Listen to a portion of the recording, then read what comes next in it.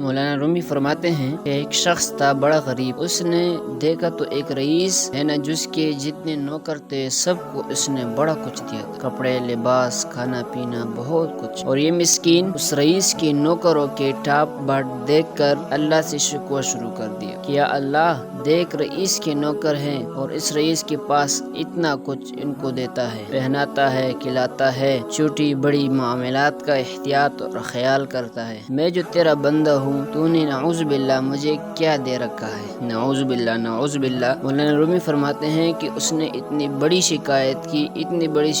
کی کہ فرمایا کہ یہ رئیس ہے جس طرح اپنے خادموں کو نوازتا ہے، اللہ اس سے طریقہ سیکھ، نعوذ باللہ۔ کچھ دنوں کے بعد اس علاقے کے رئیس پر بادشاہ نے ان کے نوکروں کو پکڑوا دیا، کچھ راستے رئیس کے کاروبار کے یا خزانے کے کچھ بھی ہو، جتنے نوکر تھے سارے لائے گئے، سب کو مارا گیا، زبردست پٹائی کی کہ بتا اس کا راز کیا ہے، لیکن سب کرنے کے بعد بھی وہ اپنے رئیس کے بارے میں بالکل بولتے بھی نہیں، حتیٰ کہ تنگ آ کر بادشاہ نے قتل کرنا شروع کر دیا، قتل ہوتے لیکن رئیس کے خلاف بھی نہیں بولتے تھے اور رئیس کا راز بھی نہیں دیتے۔ حاطف غیب سے آواز آئی، اے میرے بندے، تو مجھے رب بننے کا طریقہ بتاتا ہے، تو اس سے بندہ بننا سیکھ، نوکر بننا سیکھ، ایسے نوکر اور خادم ہوتے ہیں جان دے کر بھی اوف نہیں کرتے۔